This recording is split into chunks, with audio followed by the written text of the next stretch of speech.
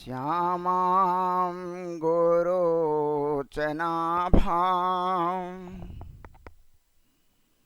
स्फुरदशितपटप्राप्तिरम्यावगुण्ठाम् रम्यां धन्यां स्पवेणी शुचिकुरनिकरालम्बपादां किशोरीम् तर्जन्यङ्गुष्टयुक्तं अरिमुखकुहरे युञ्जतीं नागवल्लीपन्नं कर्णायताक्षीं ध्रुवनमधुरां राधिकां भावयामि।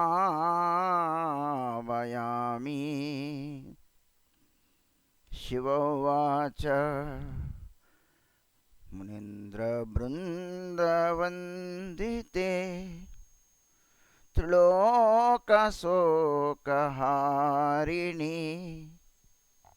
प्रसन्नवक्त्रपङ्कजे निकुञ्जभूविलासिनि ब्रजेन्द्रभानुनन्दिनी ब्रजेन्द्रसूनुसङ्गते कदा करिष्यसि मां कृपाकटाक्षभाजनम्। अशोकवृक्षवल्लरी वितानमण्डपस्थिते प्रवालवालपल्लभा प्रभारुणाङ्घ्रिकोमले वराभया स्फुरात्करे प्रभूतसम्पदालये कदा करिष्यसि मां कृपाकटाक्षभाजनम्। अनङ्गरङ्गमङ्गला प्रसङ्गभङ्गुरभ्रुवं सविभ्रमं ससम्भ्रमं दृगन्तबाणपातनै निरन्तरं वशीकृतप्रतीतिनन्दनन्दने कदा करिष्यसि मां कृपाकटाक्षभाजनम्। तडे सुवर्णचम्पक प्रदीप्तगौरविग्रहे मुखप्रभापरास्तकोटिशरदिन्दुमण्डले विचित्रचित्रसञ्चरच्चकोरसेवलोचने कदा करिष्यसि मां कृपाकटाक्षभाजनम्।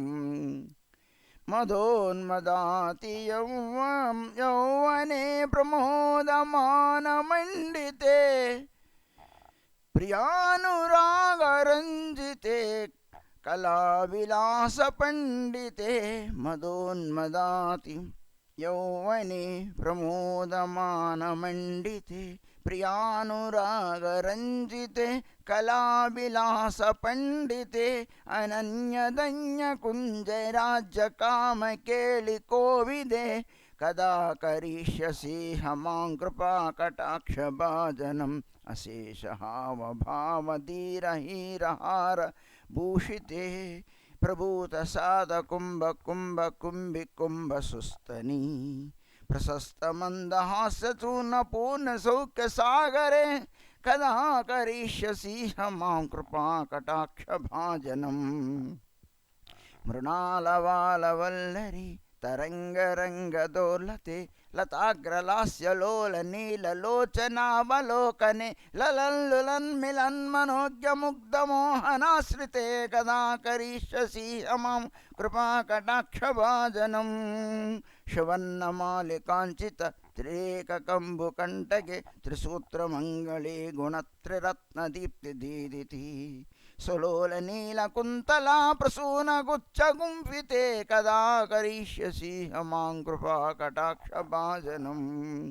नितम्बबिम्बलम्बमानपुष्पमेखलागुणे प्रशस्तरत्नकिङ्किणी कलापमज्जमञ्जुले करीन्द्रशुण्डदण्डिकावरोह शोभगोरुके कदा करिष्यसि मां कृपाकटाक्षभाजनम् अनेकमन्त्रनादमन्तुनो पुरारवस्कलत्समाजराजहंसवंशनिक्वणातिगौरवे विलोलहेमवल्लरी विडम्बिचारुचङ्क्रमे कदा करिष्यसि मां कृपाकटाक्षभाजनम् अनन्तकोटिविष्णुलोकनम्रपद्मजार्चिते हिमाद्रिजा पुलोमजा विरञ्चिजा वरप्रदे अपारसिद्धिरुद्धिदिग्धसत्पदाङ्गुलीनके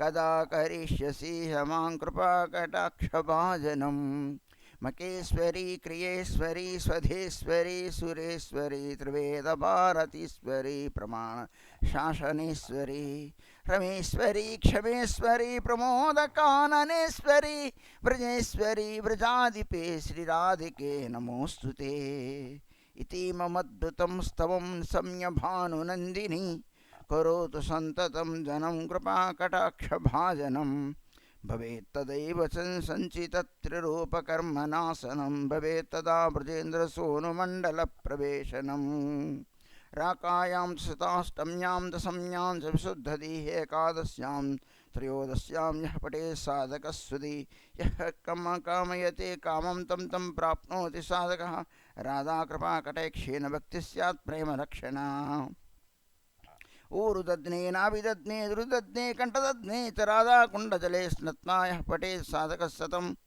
तस्य सर्वार्थसिद्धिस्या वाक्सामर्थ्यं ततो लभेदैश्वर्यं चलसाक्षलभेत् साक्षात् दृश्या पश्यति राधिकां तेन सा तक्षणादेव तुष्टा दत्ते महावरं येन पश्यति नेत्राभ्यां तत्प्रियं श्यामसुन्दरं नित्यलीलाप्रवेशं च ददाति हि प्रजाधिपः अतः परतरं प्राप्यं वैष्णवानां च विद्यते इति ऊर्ध्वामनाय तन्त्रे सवगौरी संवादे श्रीराधाकृपाकटाक्षस्तव राजः सम्पूर्णः।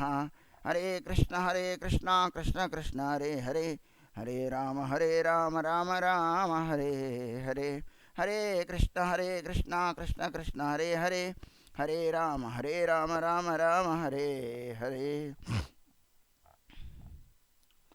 ప్రాతకాలీన ప్రియ భక్తులకు ప్రభాత వందనం. శ్రీ నరహరి చక్రవర్తి ఠాకూర్ విరచిత భక్తిరత్నాకరం పంచమ తరంగంలో శ్రీ రాఘవ పండిత గోస్వామి అనుగత్యంలో శ్రీమహాచార్యుల వారు నరోత్తమ ఠాకూర్ వారు వృషధామ దర్శనాన్ని చేస్తూ ఉన్నారు. మనం కూడా వృషధామాన్ని దర్శనం చేస్తూ శ్రవణేంద్రియం ద్వారా ధన్యులమవుతూ ఉన్నాం. ఆ విధంగా సర్వత్రా భ్రమణం చేస్తూ ఖిదిరవనం నుంచి నందగామకు వచ్చారు. నందగామలో పవన సరోవరం దగ్గర నిలబడి రాఘవ పండిత గోస్వామి భావ విహ్వలుడవుతాడు. ఆ దగ్గరలోని సనాతన గోస్వామి పాదుల వారి యొక్క భజన కుటీరాన్ని చూపించి భగవాన్ యొక్క అపారమైన కృపని సనాతన గోస్వామి పొందిన ఆ కృపని తాను వర్ణిస్తూ ఆయన కూడాను సాత్విక వికారాన్ని పొందుతాడు. ఈ విధంగా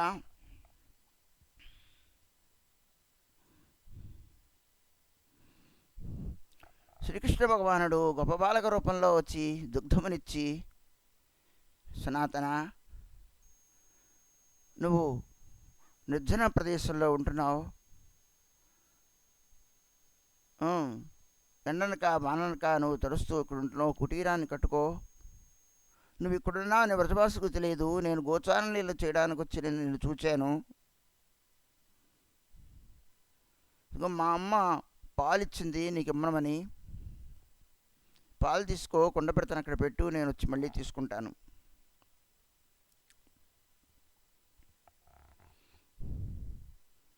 భగవంతుడు అలక్షితంగా అదృశ్య రూపంలో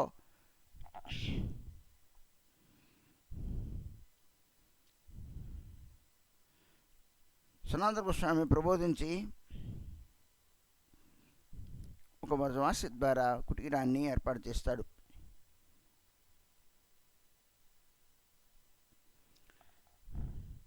ఆ కుటీరం ఇది సనాతన గోస్వామి భగవంతుడి ద్వారా ఏర్పాటు చేసిన భజన స్థానం. మధ్య మధ్యలో ఇక్కడికి రూపగోస్వామి పదల వారు కూడాను వచ్చి ఉండేవారు అంటూ యాకదినో రూపగోస్వామి సనాతని ಬುಂಜೆ ಇತೆ ದುಗ್ಧಾನ್ನದಿ ಕೊರಳೆನೋ ಮನೆ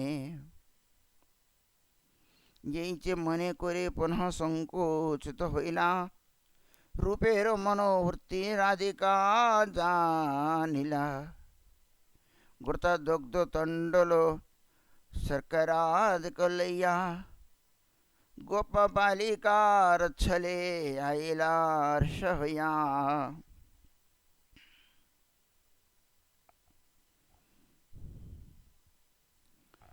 రూపగోస్వామి సనాతన గోస్వామి పదుల వారు పావన సరోవరంలో ఉండేవారు.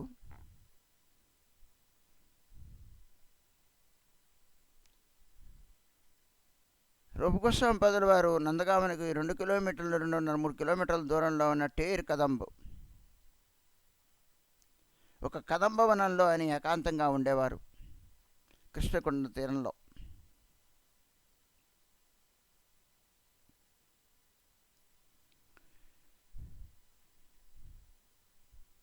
అక్కడ ఉన్నప్పుడే లలితమాధవ విదగ్ధమాధవ నాటకాలను రాస్తారు.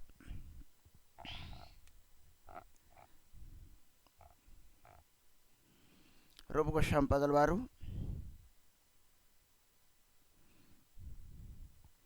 అనుకున్నారట సనాతన గోస్వామికి తాను ఒకనాడు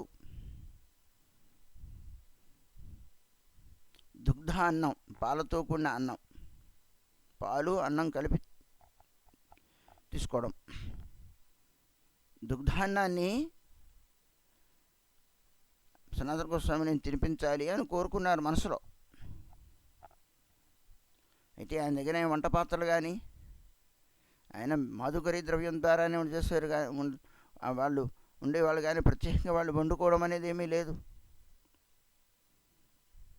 సహజంగా సన్యాసులైన వ్యక్తులు వండుకోకూడదు అనేది ఒక విధానం. అయినా వాళ్ళు కేవలము కృష్ణగత ప్రాణులు, కృష్ణునికై బతుకుతూ ఉన్నారు, కృష్ణనామంతో బతుకుతూ ఉన్నవాళ్ళు. మళ్ళీ వండుకోవడము, తినడము, దేవుడికి పెట్టడము,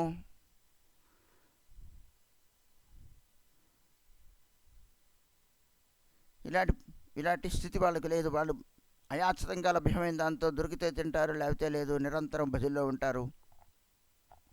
భగవంతుడే వాళ్ళని చూస్తూ ఉంటాడు. కృష్ణగత జీవనులు వాళ్ళు. కానీ ఆయన అన్నగారికి కోరిక ఉత్తినే మనసులో కలిగింది.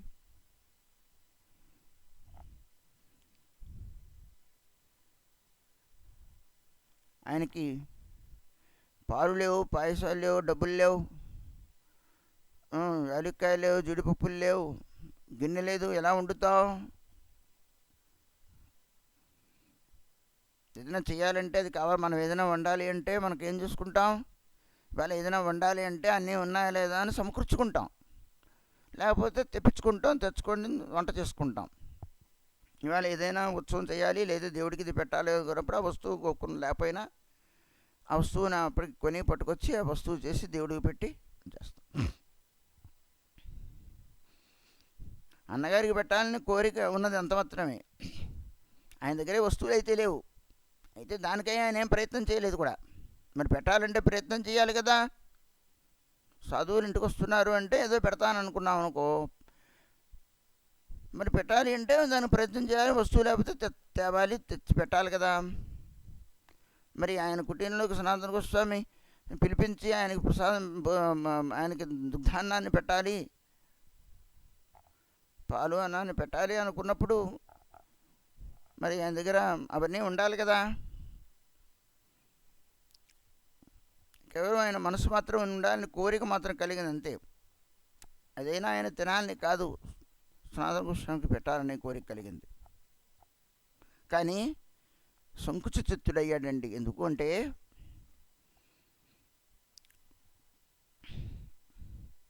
ఇవాళ మళ్ళీ నేను సనాతన కోసం పెడతాను కరెక్టే, పెట్టాలి అంటే మరి ఇన్ని కావాలి కదా, ఉత్తేది గిన్నె కావాలి కదా, ఒక కుండ పెడతైనా కావాలి. అరే కుండ పెడతా ఉందనుకో, నేను మంచుల దాకా కుండ పెడతా ఉంది, సరే మరి పాలు కావాలంటే నేను ఎవరిని అడగను వెళ్ళి, నేను బియ్యం కావాలంటే వెళ్ళి ఎవరిని వెళ్ళి అడగాలి నేను? అంత అహంకారమా? అడగకూడదా?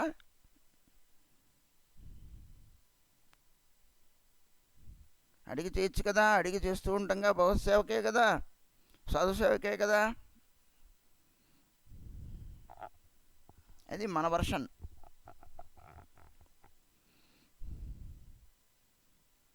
బుచ్చిలీకుండంలో హరిదేవ్ ఆవిర్భించినప్పుడు కేశవస్వామి అంటే నాకు నియమం ఉంది, నేను ఎవరిని అడగలేను, నేను భిక్ష చేయలేను, రాతికి లేకుండా నేను చూడలేను. ఎంత కఠోర భగవంతుడితో ఎలా వాళ్ళు ఎంత నియమనిష్టతో ఉన్నారో చూడండి భగవద్ విషయంలో కూడా.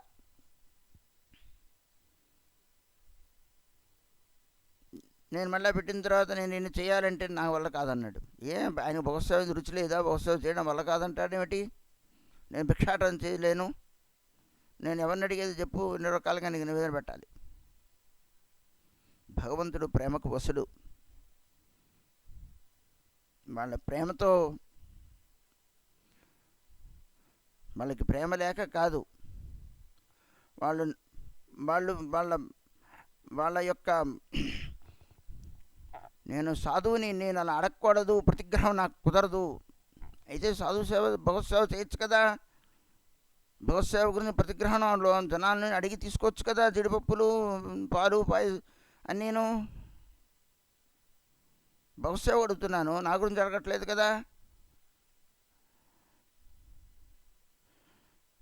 కానీ భగవత్ సేవ అయినప్పటికీ కూడాను నువ్వు అని అడిగి ఆయనకి చేయక్కర్లేదు, అది గృహస్థుల పని.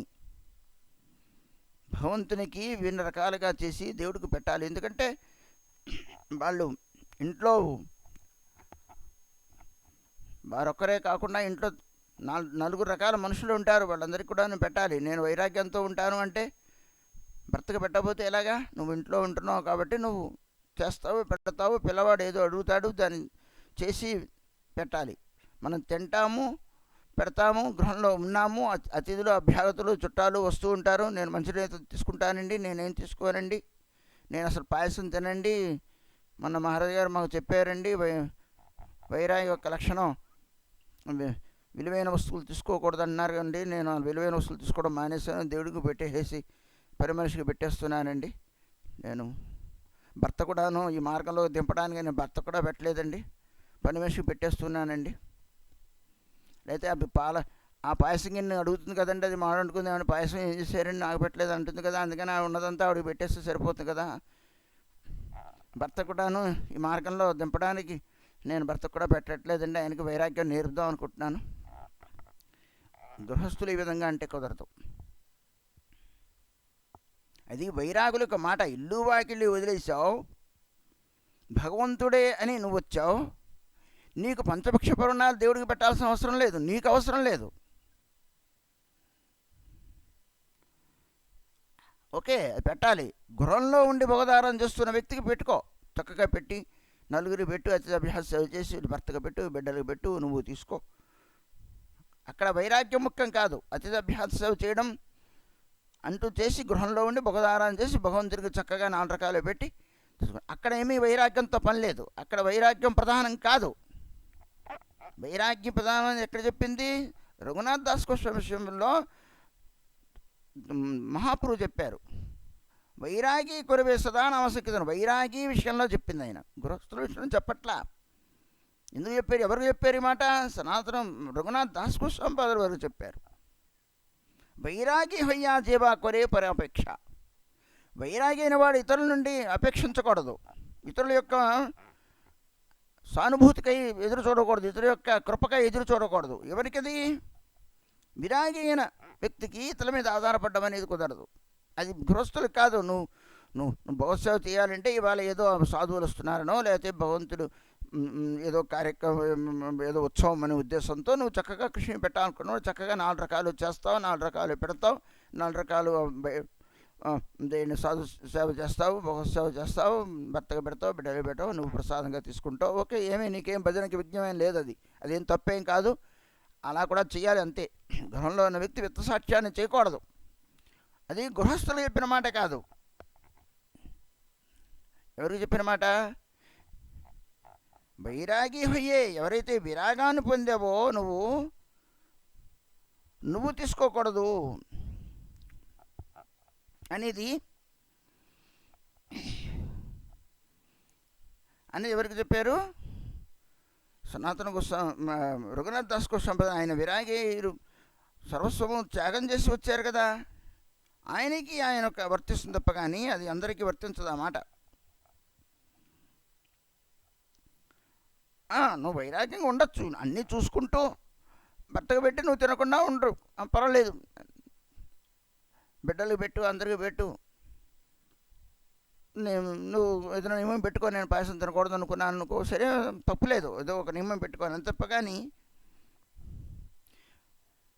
వైరాగి అయిన వ్యక్తి జిహ్వాలాలస కలిగినట్లయితే ఆయన పరమార్థం పోతుంది అని నిన్న మనం విన్నాం. అతడు రుచికి బానిస అయినట్లయితే దేవుడి అనే పేరుతో నివేద్యాలు నివేదన పెట్టేసేసి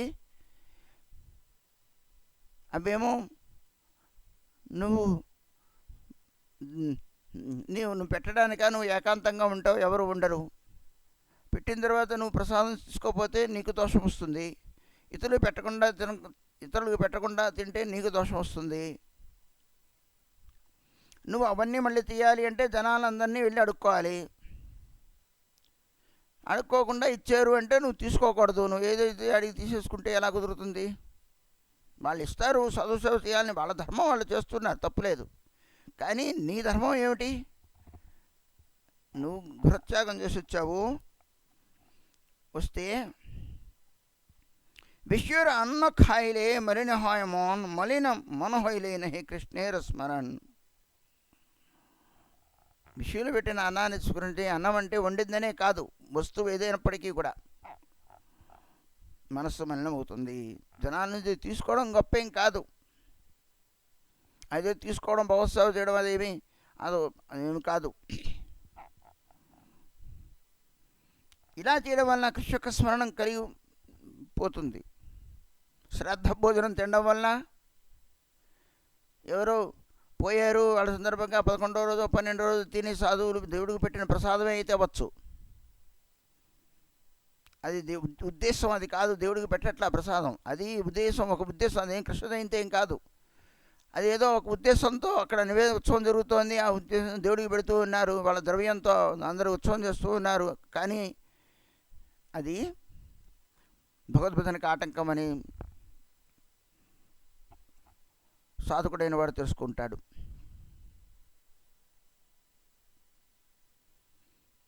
నేనేమి తింటలేదండి, భగవత్ప్రసాదం తింటున్నానంటే కుదరదు. ఆ ద్రవ్యం దేంతో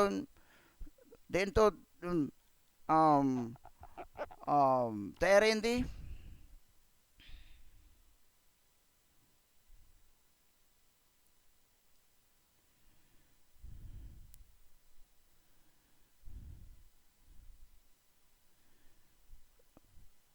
ఒకానొక వ్యక్తి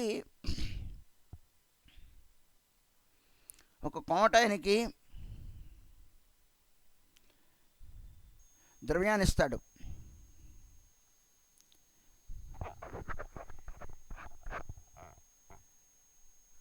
ద్రవ్యాన్నిచ్చి ఆ ద్రవ్యాన్ని అమ్మేసేయమంటాడు. ఆ ద్రవ్యాన్ని అంటే భిక్షగా ఇమ్మంటాడు, అమ్మడం కాకుండా. రైదాస్ అనేవాడు, వర్షం పడుతోంది, రోహిదాస్ అంటారు ఆయన్ని, రవిదాస్ అని కూడా అంటారు ఆయన్ని. ఆయన వర్షం పడుతోందని ఒకడు పంచలోకి వచ్చాడు. ఆ పంచ అదేమో దుకాణం. ఒక గురుగారి ఆజ్ఞ ఏంటంటే, నువ్వు బ్రాహ్మణ గృహంలోనే ఎవరైతే యాజ్ఞ ఏంటి అవి చేస్తూ ఉన్నారో, రామానంది సాంప్రదాయంలో రామానందాచార్య వారి యొక్క ఆశ్రితుడు రవిదాసుడు. రవిదాసుడు గురువుగారి ఆజ్ఞ ఏమిటంటే, మ్, బ్రాహ్మణ ఇంట్లోనే నువ్వు తీసుకోవాలి, నువ్వు ఎక్కడ పడితే ఎక్కడ నువ్వు ద్రవ్యాన్ని తీసుకురావడానికి వీల్లేదు అనేది ఆ, గురుగారి ఆజ్ఞ. ఆయన పంతు వచ్చేటప్పటికల్లా అక్కడ కోమటాయన పిలిచారు, రండి వర్షం వస్తుంది కదా నిలబడండి అన్నాడు. అప్పటికి రవిదాసు, ఇది దైవనమే అనుకోండి ఇది, రవిదాస్ అప్పటికి ఇంకా భిక్షకి వెళ్ళాలి, ఇంకా తుణితిలో వర్షం వచ్చేసిందా అయిపోయాడు ఆ పంచలో. ఏం వెళ్తారు, నేను ద్రవ్యాలు ఇస్తాను అని చెప్పి ఆ ద్రవ్యాలను ఇస్తాడు. ఎవరు, ఒక ఆయన ద్రవ్యాలు ఇమ్మనమని కోమటాయనకి ఇచ్చాడు కదా, ఆ ద్రవ్యాల్ని రవిదాస్కి ఇస్తాడు ఈయన.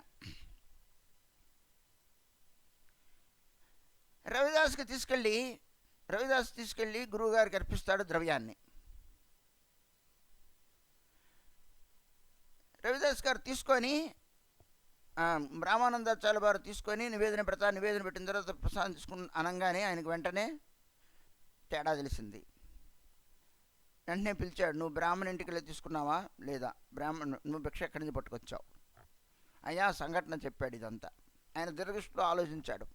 ఆ ద్రవ్యం ఎక్కడి నుంచి వచ్చింది, ఎవరు వచ్చారు, ఎలా వచ్చింది, బ్రాహ్మణుడు ఇచ్చాడు, ఆ వైశ్యుడు ఇచ్చాడు, పట్టుకొచ్చాడు అన్న సంగతి. రవిదాసుడు వెంటనే రామానందాచార్య వారు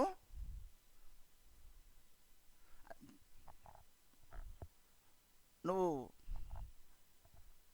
చమార్ మాదిగ కులంలో పుట్టమని, జాతి పురుషుడు అవ్వమని ఆయన్ని శపిస్తారు. అంతే, జాతి పురుషుడై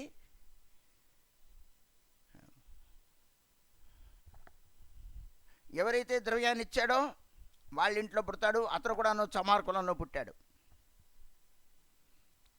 అతను ఇచ్చిన మాట చమార్ అనమాట. ఎందుకంటే రామానందాచార్య వారికి సేవ చేయాలనుకున్నాడు ఆ చమారు.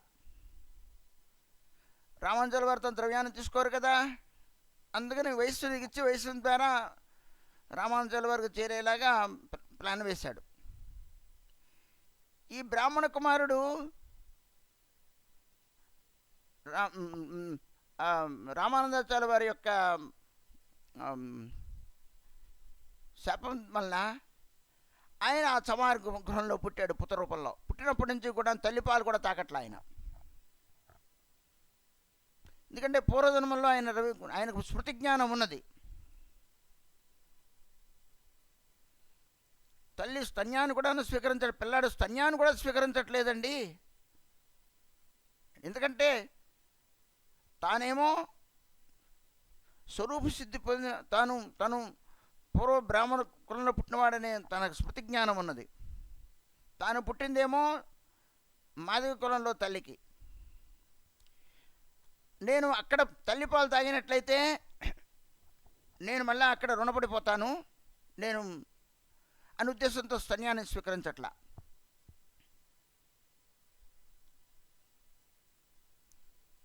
స్తన్యాన్ని తీసుకపోతే రామానందాచార్య వారు తీసుకొచ్చి ఆ పిల్లవాడు స్తన్యాన్ని స్వీకరించట్లేదని రామానందాచార్య వారి దగ్గరికి వచ్చి పిల్లవాడిని తీసుకొచ్చి, అయ్యా చంటి పిల్లవాడు స్తన్యాన్ని కూడా తీసుకోవట్లేదు అని దీర్ఘదృష్టి చూశాడు. నువ్వు నా శిష్యుడు వెళ్ళి అక్కడ మళ్ళీ పుట్టాడు అని.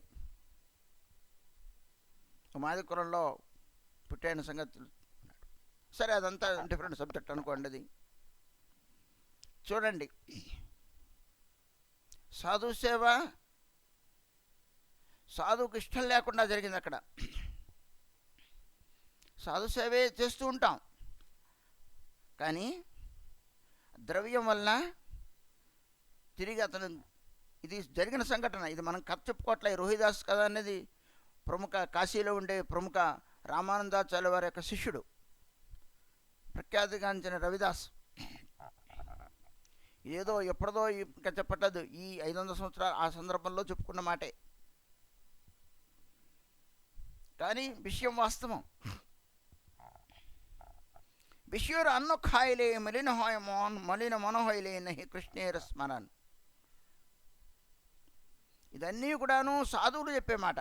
గృహస్థుల్ని నిందించడం అనేది కాదు ఇక్కడ, వాళ్ళందరూ విషయాలని కాదు అక్కడ. నీ విషయంలో తప్పు, అది ఇక్కడ చెప్పడం. ఎవరైతే సర్వసంగ పరిత్యాగం చేసి భగవదారాధన చేయాలి అనుకున్నావో, అలాగ జనుల నుండి వాళ్ళు వండిన అన్నాన్నో అది వాళ్ళు అపవిత్రంగా చేశారా, వాళ్ళకి భక్తి లేదా, వాళ్ళకి వాళ్ళు విషయులా, ఇవి కాదు ఇక్కడ సబ్జెక్టు. ఇది ఇది ఇంతయు కాదు. కేవలం ముడి సరుకులు పట్టుకొచ్చినప్పటికి కూడాను చోటో హరిదాస్ ఠాకూర్ అని ఆయన మహాప్రభు ఒప్పుకోలే. తన సేవకై అడిగినప్పటికీ కూడా, ఆవిడ విధవ స్త్రీ అయినప్పటికీ కూడా, అంటే ఎంత లోతైన విషయాలు మన శాస్త్రాల్లో మనకు చెప్పబడాయని చెప్పడానికి చదువుతున్న విషయం. విషీర్ అన్న హాయ్ రజస్సు నిమంత్రం దాత భోక్త దుహార్ మలిన హాయ్ మాన్. ఇచ్చేవాడు పుచ్చుకునేవాడికి ఇద్దరికి కూడాను, ఇచ్చేవాడు కూడాను పుచ్చుకునేవాడు కూడాను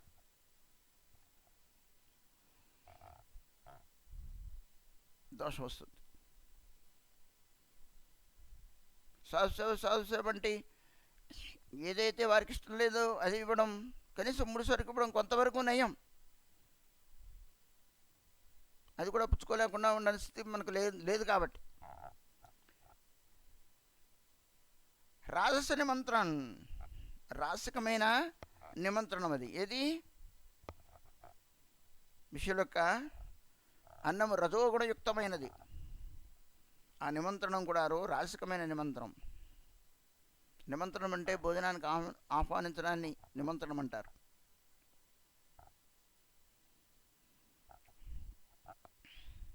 ఇవి నిమంత్రణలో చాలా రకాలు ఉన్నది, అదంతా వేరే విషయం అనుకోండి. ఇక్కడ మనం తెలుసుకోవాల్సిన విషయం, ఒక సాధకులుగా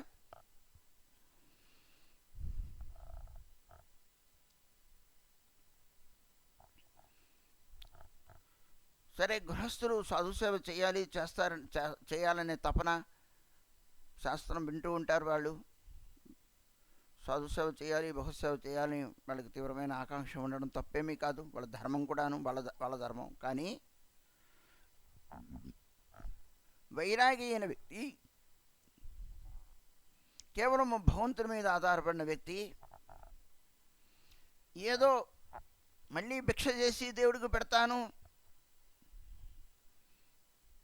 నీకు ఆలోచన కలగడమే ఆయన కాస్త సంకుచిత మనస్కుడయ్యాడు. అయ్యో నేను పాయసాన్ని చేసి దేవుని పెడతాను అనే మాట తప్పు కాదు, ఆలోచన కలగడం తప్పు కాదు. కానీ పాయసం పెడతాను అని, పాయసం పెట్టాలి అంటే నేను మళ్ళీ అడగాలి కదా. అదేంటి నాకు ఆలోచన వస్తే మళ్ళీ ఒక ఆలోచన తర్వాత ఇంకొక ఆలోచన, ఇంకో ఆలోచన తర్వాత మన అయ్యగారు చదువు గారు పాలు పట్టుకెళ్ళారు, అయ్యా ఇంకో వాడే తీసుకొచ్చేసి పాలు పట్టుకొచ్చేస్తాడు రేపు. ఇవాళ పాలు ఈయన అడిగాడు, ఇక రోజు సాధువు గారికి పాలు ఇస్తే చాలా నేను ధన్యుణ్ణి, నా ఇంట్లో 10 ఆవులు ఉన్నాయి, మరి అందులో ఏముందో 1/2 లీటర్ పాలు సాధువు గారికి రోజు రాధారానికి పెట్టండి స్వామి, నేను ధన్యుణ్ణి, ఆవు పాలు ఉన్నాయి అన్నీ పట్టుకొస్తాను, రోజు పెట్టండి, ఓ బస్తా బియ్యం అక్కడ వేస్తాను ఉంటాయి ఆ పక్కన, 2 కిలోలు యాలక్కాయలు, 10 కిలోలు జీడిపప్పులు, 5 కిలోలు కిస్మిస్, 10 తులాలు పచ్చకర్పూరము, 1 అరకిలో కుంకుమ పువ్వు,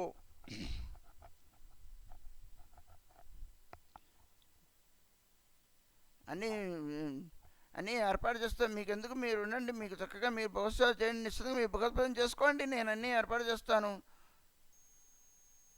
చక్కగా మీరు చేత్తోనే చేసేసుకోండి, అన్నీ అక్కడ రెడీ పెడతాను, నేనేమి అన్నీ రెడీ పెడతాను, స్టవ్ గివ్వు కూడాను దేవుడికి పెట్టి చక్కగా మీరు తీసుకోండి, కృష్ణుడికి పెట్టండి, వచ్చిన వాళ్ళందరూ కూడా మీ భగవత్కథ వినడానికి వస్తూ ఉంటారు కదా, వాళ్ళందరూ కూడా పెట్టండి, మీరు కాస్త తీసుకోండి.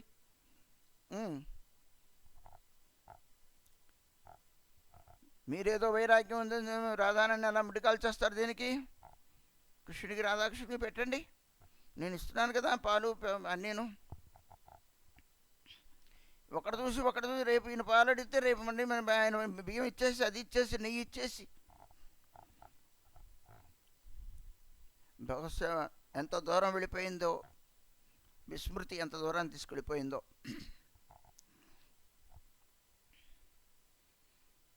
కాబట్టి సాధువులు చాలా జాగ్రత్తగా ఉంటారు. అందుకనే వెంటనే నేను పెట్టాలి, రఘునాథ్ దాస్ గోస్వామి పెద్ద రాధాకుండాన్ని చక్కగా చేస్తే బాగుంటుంది. వెంటనే నాలుగు ఖర్చుకున్నాడు. అంటే వాళ్ళకి భగవత్సేవ చేయాలని ఉండదా?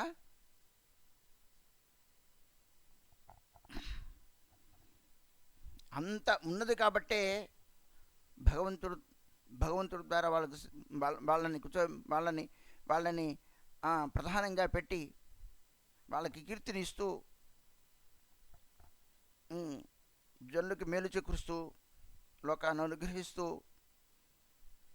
ఎవరైతే ధనవంతులు ఉన్నారో వాళ్ళందరినీ వాళ్ళ ద్రవ్యాన్ని సద్వినియోగం చేస్తూ వాళ్ళ కోరికను తీరుస్తూ సర్వవిధములుగా భగవంతుడు ఒక లీల చేస్తున్నాడంటే అందులో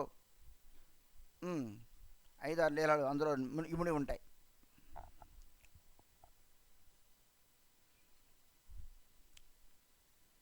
అసలు ఆలోచన రావడమే కష్టం. ఎందుకంటే తను తెలుసు తన స్థితి. నేను మళ్ళా అయాచిత వృత్తి కలిగిన వాడిని, నా పట్ల అది ధర్మం కాదు అని భావించుకున్న రూపగోస్వామి పదవి యొక్క మనోవృత్తిని తెలుసుకున్న రాధాదేవి రూపేరో మనోవృత్తి రాధికా జానిలా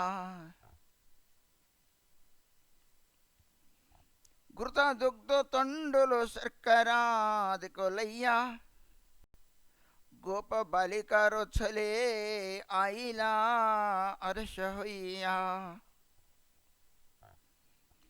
ఎంతటి దృఢమైన నిష్ఠ, పాషం లాంటి వైరాగ్యము, కఠోర భజనము, ప్రతిగ్రహం లేని తనము, పరమ ఏకాంతత్వము, భగవంతుని మీద ఆధారము, ఇన్ని లక్షణాలు ఇన్ని గుణములతో భగవదారాన్ని చూస్తున్న వ్యక్తులు కాబట్టి వాళ్ళ మనసులోని కోరికని రాధాజీ వాళ్ళ మాధ్యమంలో తన లీలను చూపిస్తూ ఉంటుంది. కారణంగా రాధా తన హృదయంలో భావనాన్ని వెంటనే రాధాదేవి గమనించింది. ఆమె నెయ్యిని, పాలని, మరి బియ్యము, చక్కెర, బెల్లాన్ని తీసుకొచ్చిందండి. గోప బాలికారో చొలి అయిలా హర్షహయ్యా, చాలా ఆనందంతో గోప బాలిక రూపంలో అక్కడికి వచ్చింది. అవన్నీ తీసుకొని రూప ప్రతి కహే స్వామి ఏ సబు లేహో శీఘ్ర పాక కొరి కృష్ణే సమర్పి బుంజహో మాతా మోరు ఏ ఖతా కహిలో కహితే కొనై సంకోచ జనో నహే కబూచితే. ఏం పలుకుతోంది రాధాజీ? रूप अति प्रति कहे स्वामी यही सब लेहो शीघ्र पाक कोरी कृष्णे समर्पे बुंजहो. స్వామి ఇగో పట్టుకొచ్చి తీసుకోండి, శీఘ్రముగా మీరు వెంటనే వంట చేసుకొని మళ్ళీ పాలు విరిగిపోతాయి, కృష్ణుడికి సమర్పించి మీరు భుజించండి. నా తల్లి చెప్పమన్నది, ఈ మాట చెప్పమన్నది, నేను తీసుకొచ్చి ఇచ్చాను. ఎలాంటి సంకోచాన్ని మీరు పొందకుండా, ఈనాడు కూడాను చిత్తంలో సంకోచం పొందొద్దు. సంకోచించకుండా ఈ వస్తువుని తీసుకోండి, మా అమ్మ పంపించింది, మీరు చక్కగా వంట చేసి కృష్ణుని పెట్టి మీరు భుజించండి. यत कही श्री राधिका कौतिके चलिला रूप गोस्वामी सुखे शीघ्र पाक कोइला कृष्णे समर्पिया गोस्वामी सनातने करे परिवेशनो परमानंद मने. రాధిక అలా చెప్పి వెళ్ళిపోయింది.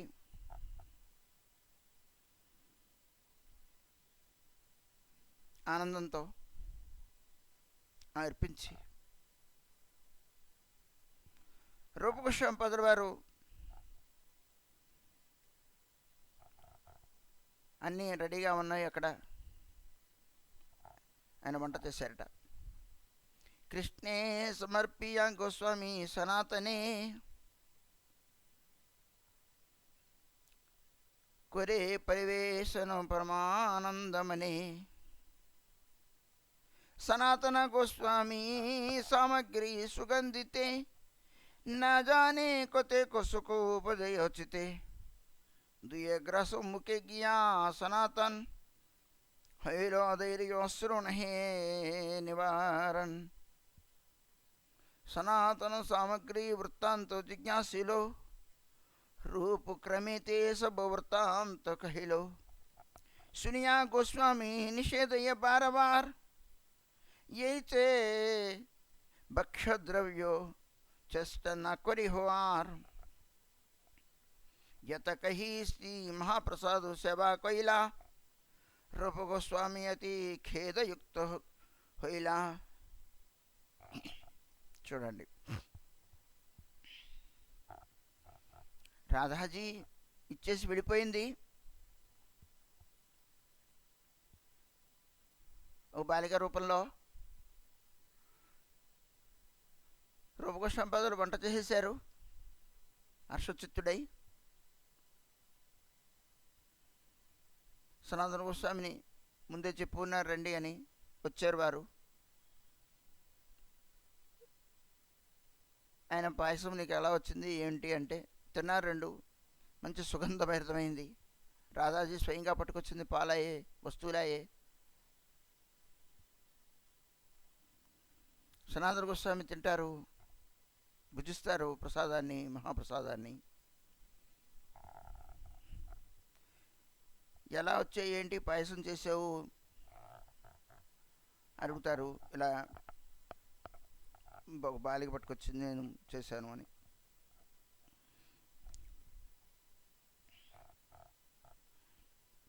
వెంటనే అధైర్యుడే కన్నీడు దారులతో సనాతన గోస్వామి వారు ఏడుస్తూ తట్టుకోలేక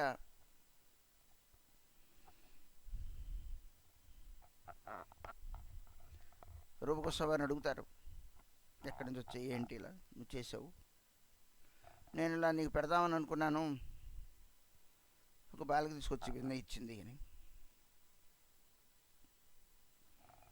ఆ మాట విని కబడదారు ఏనాడు కూడా నువ్వు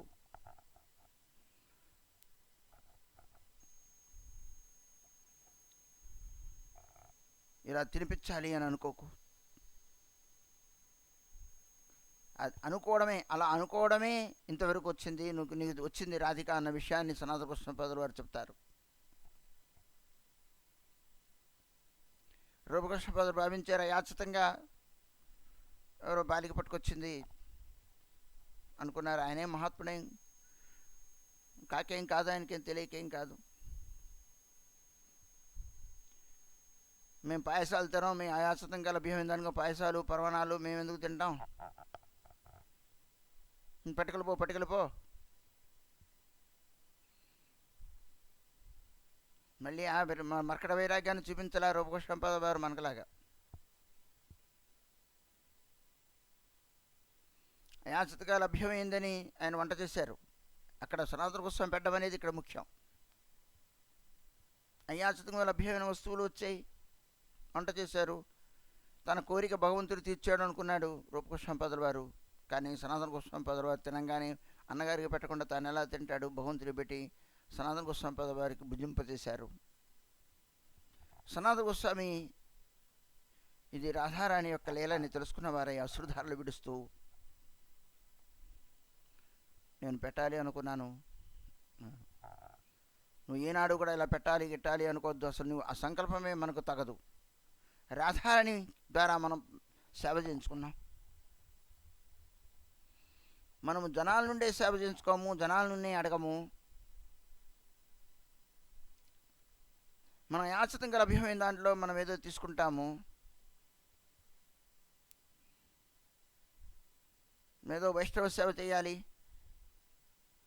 అది 4 రకాలు పెట్టాలి ఇవన్నీ మనకు తగని విషయం రాధారాణి స్వయంగా వచ్చి ఆవిడ కష్టపెట్టాం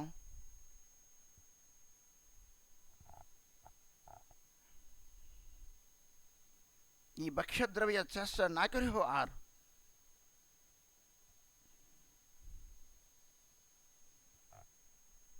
ఏనాడు కూడా ఇంకెప్పుడు కూడా నువ్వు ఇలాంటి పని చేయకు.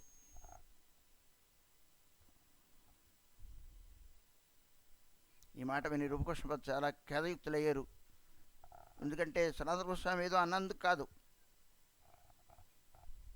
ఏమిటా ఎందుకంటే స్వప్న చలి రాధికా దియా దర్శన్ ప్రభో దిలా శ్రీ రూపే జానిలా సనాతన్ హే శ్రీనివాస దైచే రూపే రుధైర్యో వైష్ణవ సమాజే వ్యక్త హైలో ఆశ్చర్యో.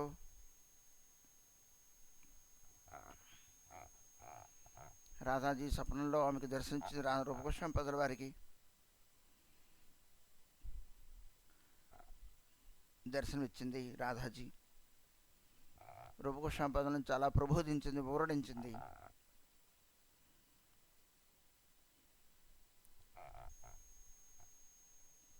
సనాతన గోస్వామి చెప్పిన విషయాన్ని తాను గ్రహించి అలా అని చెప్పింది. ఇక్కడ కేవలం భక్తుల యొక్క లీల భగవంతుడితో జరుగుతూ ఉంటుంది. కానీ లోకాదర్శకులు కాబట్టి సనాతన గోస్వామి మనకు ఆ సంకల్పము సరైంది కాదని భావించారు రూపకృష్ణపదుల వారికి. ఒక్క లీలలో చాలా టీచింగ్స్ ఉన్నాయి. భగవంతుడు భక్తుల యొక్క సంకల్పాన్ని క్షణంలో తీరుస్తాడు. భక్తులు మహోత్సవ చేయాలి అనుకుంటే భగవంతుడే ఆ సేవను చేయించుకుంటాడు. మళ్ళీ దానికై మళ్ళీ అడగడమో చంద్రమో చేయరు. మళ్ళీ అడిగి భగవంతుడు చేయించుకుంటారు అని అనరు.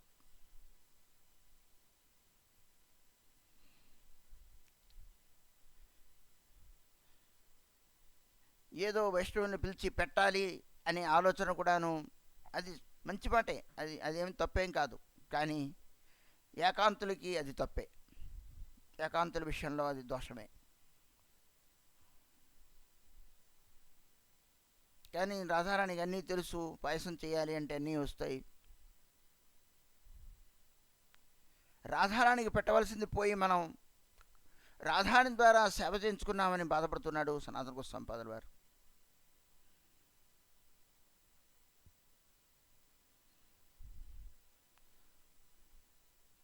కానీ మనం ఈ విధంగా మన విషయంలో ఇలాంటివి తగవు. రాధారాణి ఊరడించింది. అయినప్పటికీ కూడాను వాళ్ళు కాబట్టి రాధారాణి వచ్చి చెప్పింది. మన విషయంలో అయితే ఇలానే కనుక వస్తువులను తీసుకొని మనం చేస్తూ చేస్తూ ఉన్నట్లయితే భగవంతుని విస్మృతి మనకు కలుగుతుంది.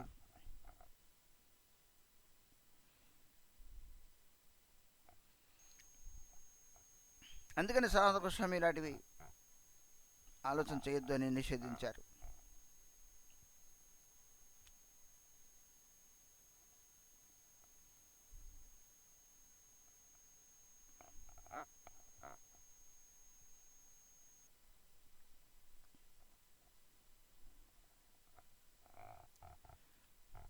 ఒక ఆయన తన సాధన భజన ఇరువురు వ్యక్తులు ఈ లోకంలో మనకు కనబడుతూ ఉంటారు.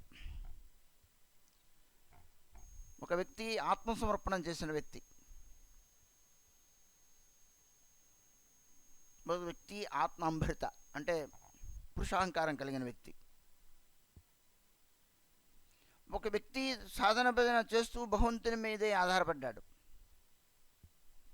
అతనికి సాధన భజనలే ఎందు అతడు ఆధారపడట్లేదు. సాధన భజన చేస్తాడు, నిష్క్రుడై ఉండడు. ఎల్లప్పుడూ భగవంతుడికై ప్రయత్నిస్తాడు. భగవంతుని పొందడానికి తగు విధమైన భక్తి చేష్టలు చేస్తూ ఉంటాడు. కానీ భగవంతుడి మీద ఆధారపడి చేస్తాడు. అంటే భగవంతుడే సర్వస్వమని చేస్తాడు. భగవత్ కృపయే ప్రధాన అవలంబనంగా తీసుకుంటాడు. రెండో వ్యక్తి భగవంతుని ఆశ్రయించాడు, సాధన చేస్తూ ఉంటాడు. తనలో అనుకుంటాడు ఏమిటంటే నేను సాధన భజన చేస్తున్నాను, నిష్టగా నామం చేస్తూ ఉన్నాను. నిన్న మొన్న ఉపన్యాసం చెప్పారు గురువుగారు, ఆ ప్రకారంగా నేను నడుస్తున్నాను. నేను ఎవరి దగ్గర ఏమి తీసుకోవట్లేదు, కఠోరమైన వైరాగ్యాన్ని కలిగి ఉంటున్నాను, అయాచితమైన లభ్యంతో నేను జీవిస్తూ ఉన్నాను, జీవించాలన్నారుగా జీవిస్తూ ఉన్నాను, నేను లక్షల నామం చేస్తూ ఉన్నాను. విభిన్నమైన అత్యంత కఠోరమైన వైరాగ్యాన్ని భూని భజన చేస్తూ ఉంటాడు ఒక ఆయన. అయితే ఆయన లోపల ఏమిటి అంటే, తన భజన మీద దాన్ని నేను అలా చేస్తున్నాను, ఇలా చేస్తున్నారు. సనాతన గోస్వామి, సనాతన రూపగోస్వామి పెద్దల వారు ఎవరో బాలికి తీసుకొచ్చిన పాలు, నెయ్యి, బియ్యం తీసుకున్నాడేమో కానీ నేను అది కూడా తీసుకోను, నేను వద్దని చెప్పేస్తాను. ఎందుకంటే నేనేం చేసుకునేది అంటాను, నాకు వంట చేసుకోవడానికి టైం లేదంటాను, నాకు రొట్టె తింటూ ఉంటానన్నాను, నువ్వు రొట్టె తినడమే నా నియమం పెట్టుకున్నాను, నేను ఎందుకు పాయసం చేసుకుంటాను, నా వైష్ణవుని పిలవడం చేయడం అంత నాకు అంత టైం లేదు,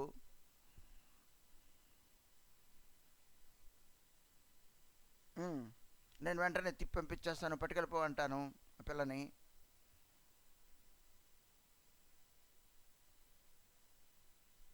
నాకు మళ్ళీ పాయసం తింటే పాయసం తినాలనిపిస్తుంది, నేను తిన్నాను అన్నాడు. నా భగవద్భజనకి అనకం అయిపోతుంది, నా భగవద్భజన మీద నమ్మకం.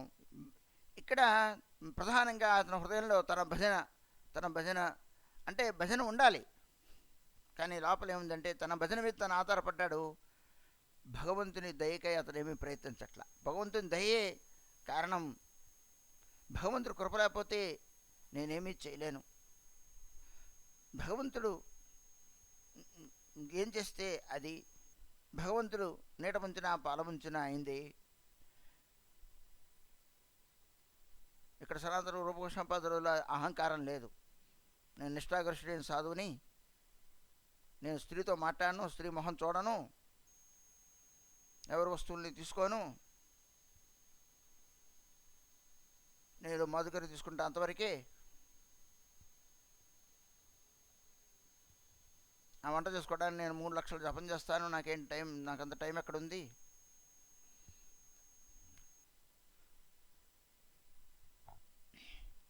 ఒక వ్యక్తి ఇలాంటి అహంకారాన్ని కలిగి ఉంటాడు, భజన చేస్తూ ఉంటాడు. ఒక వ్యక్తి భజన చేస్తూ ఉంటాడు, భగవంతునికి అర్పించడం హృదయం కలిగిన వాడు అయి ఉంటాడు.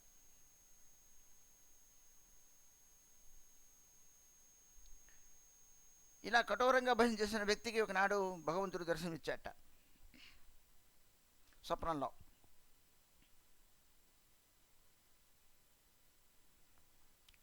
నేను భజన చేస్తున్నా కాబట్టి భగవంతుడు నాకు దర్శనమిచ్చాడని పొద్దున్న లేవంగానే 100 మందికి చెప్పేశాడు.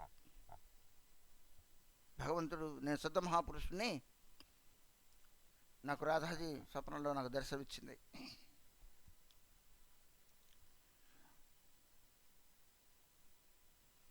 ఆయనకి అహంకారం, నా భజన అహంకారం అనేది సహజంగానే ఉంది.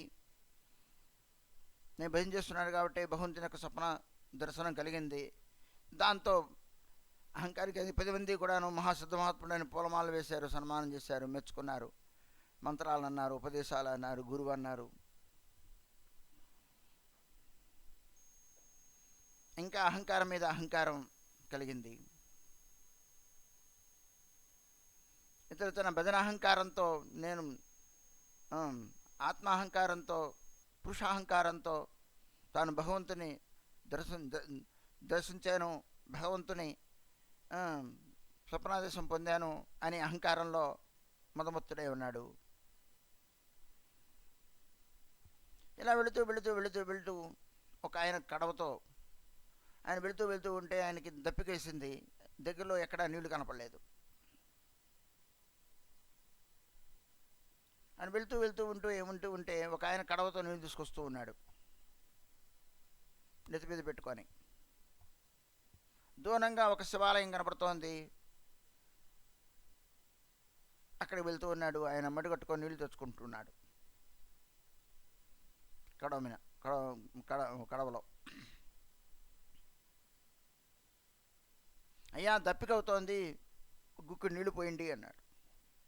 గుక్కుడి నీళ్లు కదా, బిందు నీళ్లు కూడా పోయాను, ఎందుకంటే నేను ప్రతిరోజు కూడాను శివునికి అభిషేకం చేస్తూ ఉంటాను. నీకు ఆయనకు అభిషేకం చేసినట్లయితే నా వ్రతభంగం అయిపోతూ ఉంటుంది, మళ్ళీ ఉచ్చిష్టం అయిపోతాయి నీళ్లు, నీకు పోస్తే నువ్వు తాగితే మరి శివుడికి ఎలా పోస్తాను నేను నీళ్లు, నేను ఎట్టకాలకపోయాను అంటాడు. అయ్యా అయ్యా మీ ప్రాణం రక్షించండి బాబు, నా ప్రాణం రక్షించండి, మీరు నీళ్ళు మీకు పుణ్యం ఉంటుంది, నాకు నీళ్లు పోయండి అంటాడు.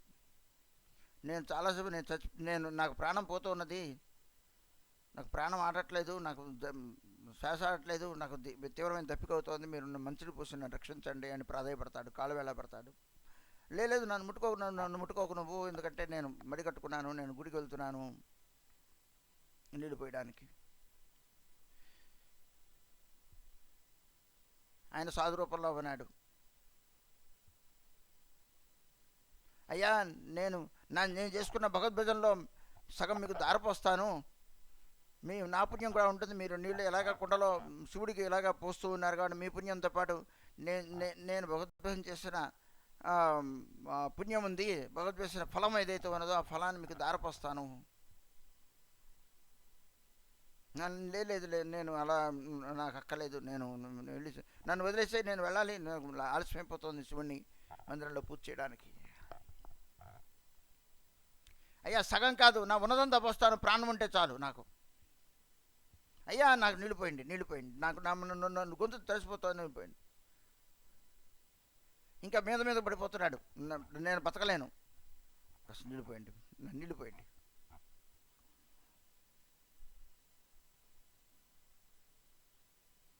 భగవంతుడు ప్రత్యక్షమవుతాడు.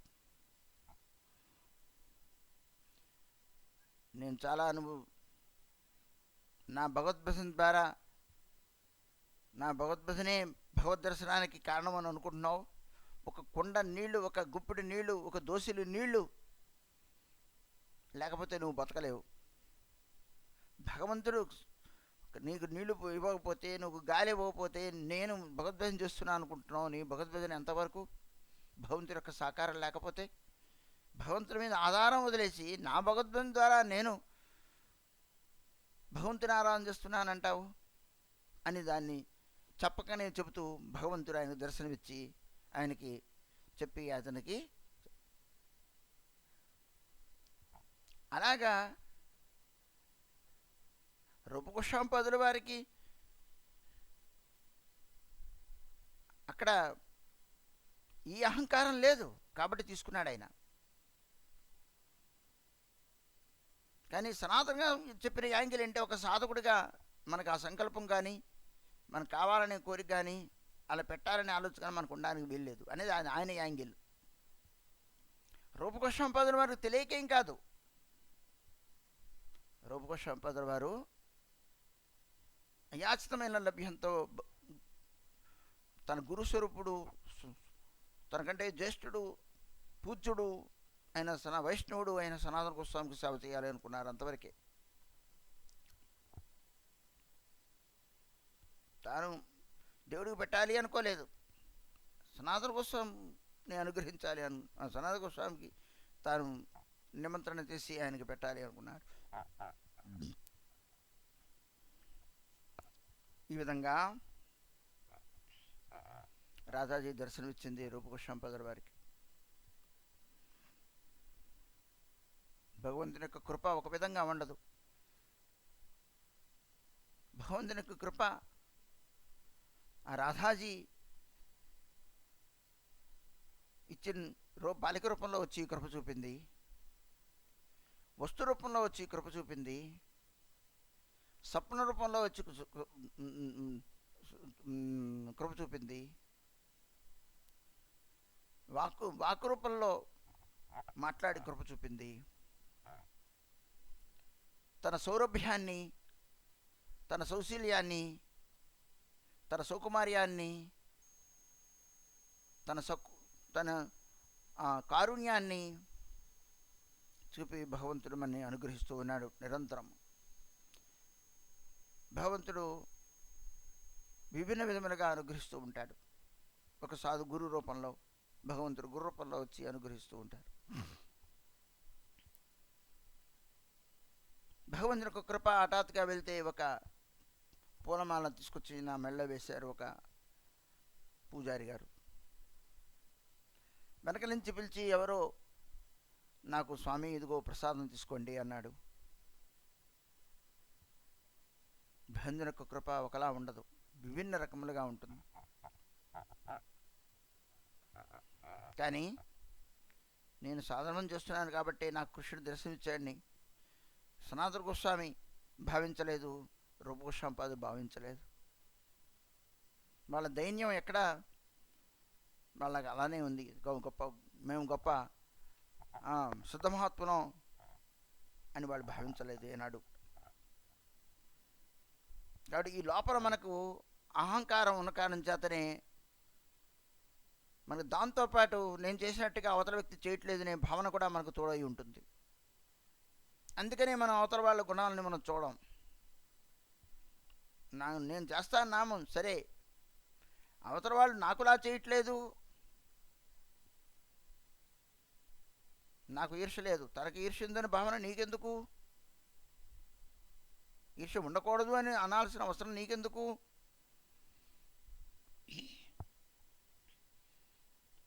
తన గుణాన్ని చూసుకొని తన అహంకరం పొందుతూ ఆటోమేటిక్గా ఇతరులని కూడాను నిమ్మనంగా తక్కువగా చూడడం అనేది జరుగుతూ ఉంటుంది.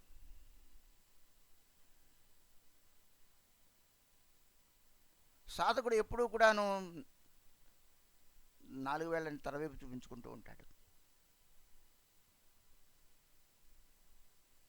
తన లోపాలని తను సరిదిద్దుకోవడానికి ప్రయత్నిస్తూ ఉంటాడు. ఇతర లోపాలని అసలు లోపాలుగా చూడడు.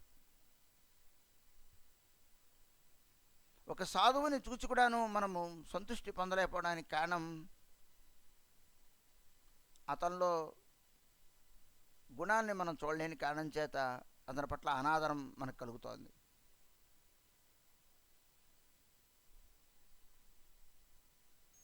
అతని గురించి వినని కారణం చేత అతన్ని పలకరించాలి, దండం పెట్టాలి అనే భావన కలగట్లేదు.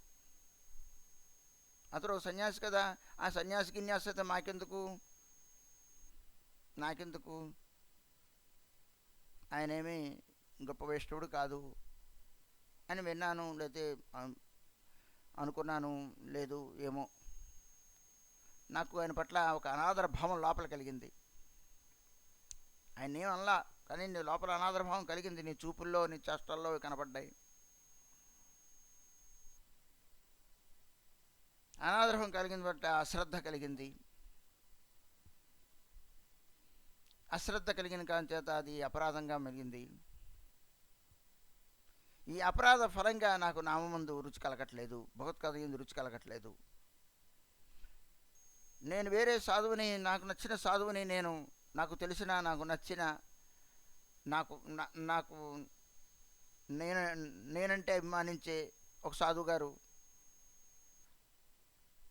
పట్ల నువ్వు ఏది అనుకున్నావో ఆ సాధువు గారి యొక్క చరణ పట్ల కూడా అపరాధం అయిపోయింది. నా గురుగారు కరెక్టే, ఇంకో గురువుగారిని ఇంకొక వ్యక్తిని అనడానికి మనమెవరం?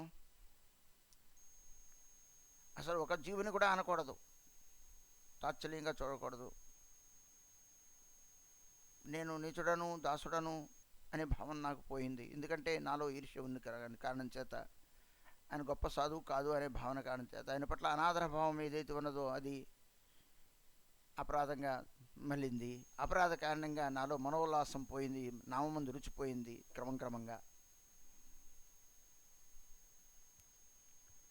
ఒక ఉపేక్షించడం కలిగింది, ఆ వ్యక్తి పట్ల ఉపేక్షా భావన కలిగింది. ఈ కారణంగా నా విధంలో క్రమంగా ఏదో తెలియని ఒక ఉల్లాసం, లోపల అహంకారం పెరిగిపోతోంది.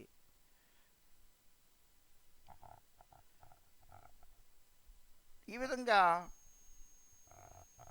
ఈనాడు కూడాను వాళ్ళు భగవద్దర్శనం చేసినప్పుడు కూడాను వాళ్ళ అహంకారులు కాలేదు.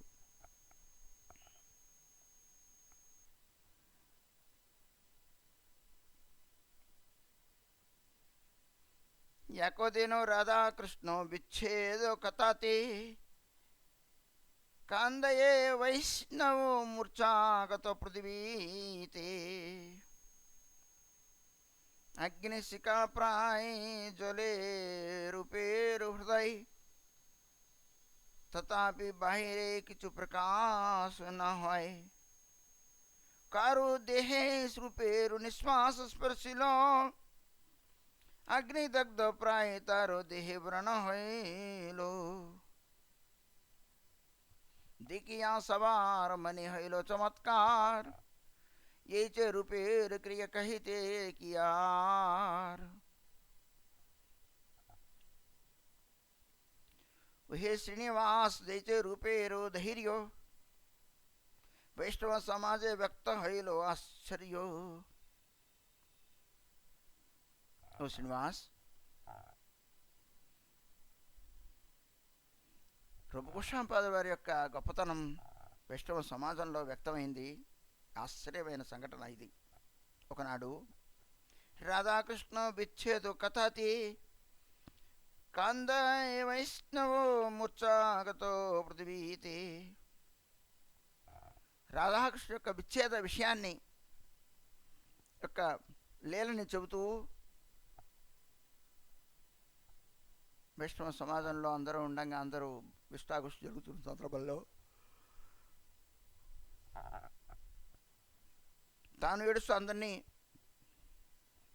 ఏడిపించాడు. వైష్ణవులందరినీ మూర్ఛాగ్రస్తుడైపోయాడు. ఆ లీలను స్మరిస్తూ అగ్నిశిఖలాగా ఆయన హృదయం జ్వలిస్తోందిట. తథాపి బహిరే కిచు ప్రకాశ నోహ అయినప్పుడు కూడా బయటికి ఆయన వ్యక్తపరచట్లేదు. లోపల విరహ వేదన. రాధాకృష్ణ యొక్క విరహలీల.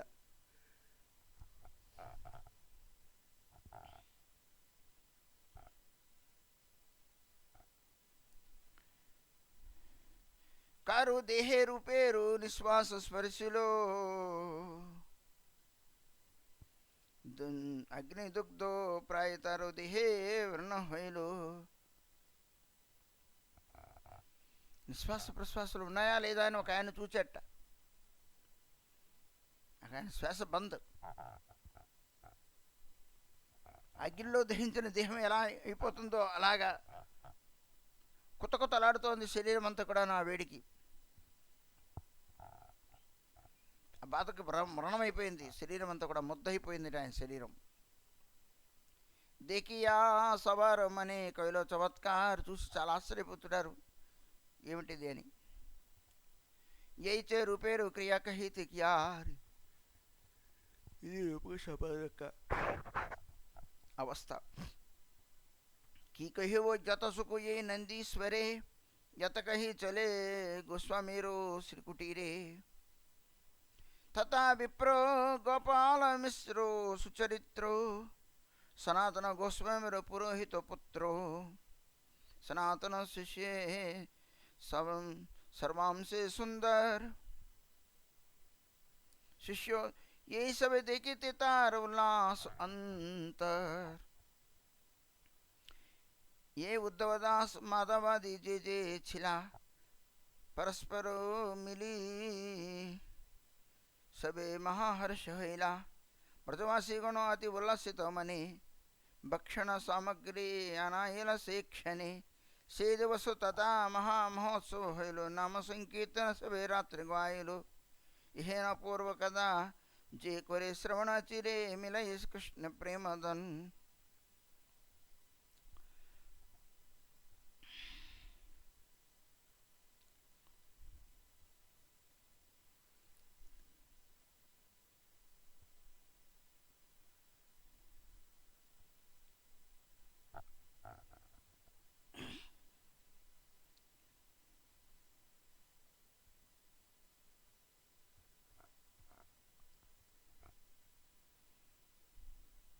की कही वो जत सुख ये नंदीश्वरे यत कही चले गोस्वामी रो श्री कुटीरे.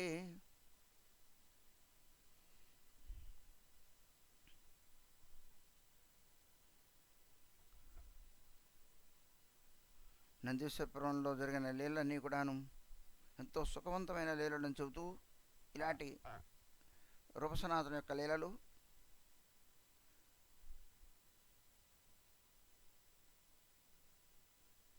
సనాతన గోస్వామి తన కుటీరానికి తాను వెళ్ళిపోతారు. తథా విప్రో గోపాలం మిశ్రో సుచరిత్రో సనాతన గోస్వామిరో పురోహిత పుత్రో.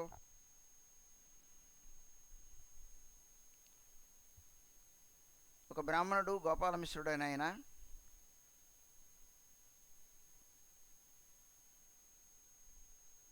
ఆయన సనాతన గోస్వామి యొక్క పురోహిత పితృట్ట ఆయన.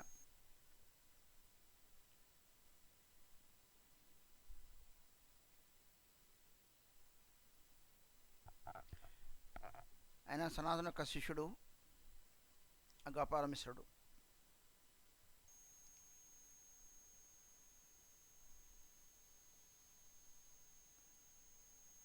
అక్కడ ఉద్ధవదాసు మాధవదాసు అని కూడా ఉన్నారట, ఇద్దరు. అందరూ కలుసుకున్నారు అక్కడ. బ్రజవాసులందరూ కూడాను ఉల్లాస మనస్కులై భక్షణ సామగ్రి అంతా కూడాను ఆయన అప్పుడు తీసుకొచ్చారట. అప్పుడు అక్కడ మహామహోత్సవం జరిగింది. నామ సంకీర్తనతో రాత్రంతా గడిపారు. గోపాలదాస్ ఆది జతో విజ్ఞవారు హైరసబార్ మహా ఉల్లాస అంతర్ రాఘవ దుహే లయ్యా రజనీ ప్రభాతే విదాయ హయ్యా చోలే పరిక్రమాపతి.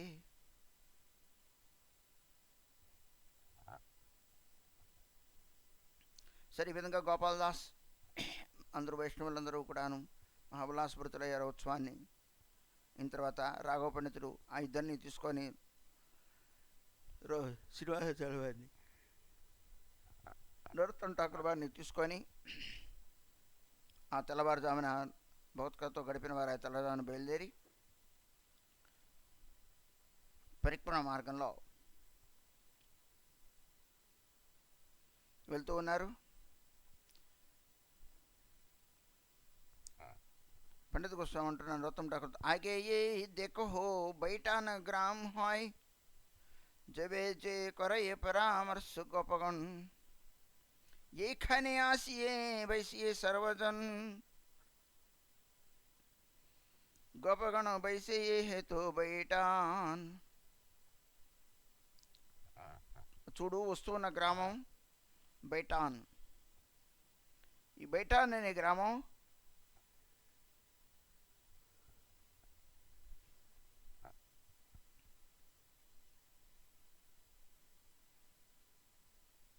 గోపకులందరూ కూడాను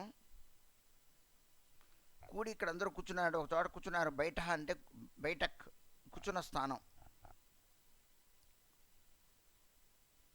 గోపబాలకులందరూ ఏదో ఒక కార్యార్థమే, లీలార్థమై, ఒక విషయమై అక్కడందరూ కూర్చున్నారు కాబట్టి దానికి బైఠాన్ అనే గ్రామం అని పేరు వచ్చింది.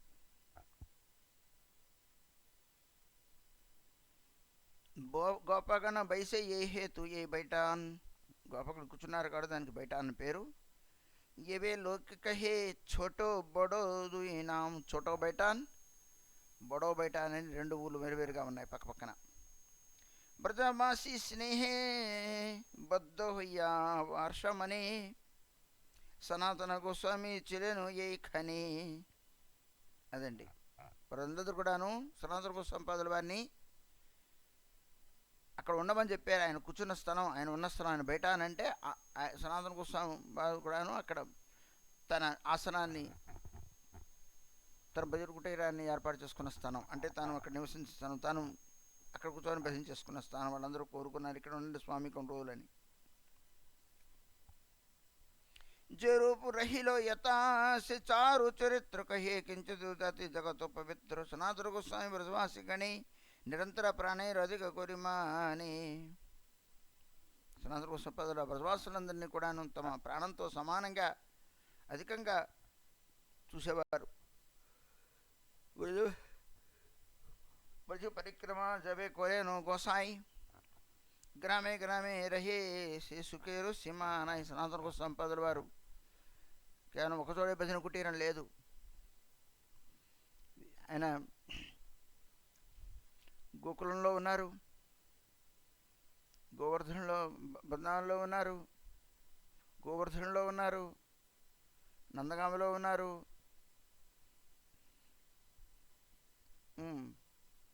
మరి చోట బయట చాలా చోట్ల ఎక్కడైతే ఉందో ఆయన భజన కుటీరం. ఆయన మన గోవర్ధనంలో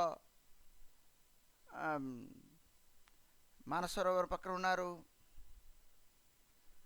ఆయన ఎక్కడెక్కడైతే ఉన్నారో ఆయన భజన కుటీరములు అక్కడ ఉన్నాయి. అంటే ఆయన కూర్చున్న స్థానములు, అంటే ఆయన ఎక్కడ పడితే అక్కడ ఇల్లు కట్టేసుకున్నారని కాదు అక్కడ అర్థం. ఎక్కడికి వెళ్తే అక్కడ వాళ్ళు భజన చేసిన స్థానములు ఉన్నాయి.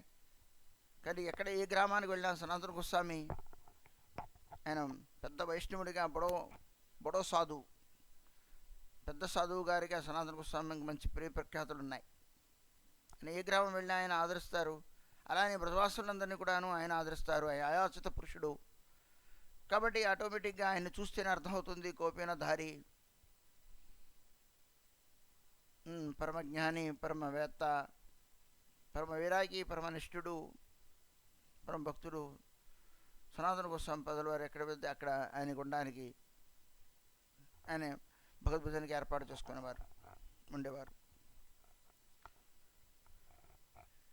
ఈ విధంగా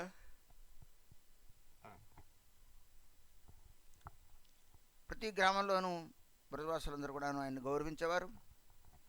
ఆయన ఆ వ్యవహారం ఎలాగా ఏంటి అన్న విషయాన్ని మనం భగవంతుని కృపతో రేపు ఆలోచించేద్దాం. వాంఛాకల్పతరుశ్చ కృపా సింధుభ్యైవ చ పతితానాం పావనేభ్యో వైష్ణవేభ్యో నమో నమః.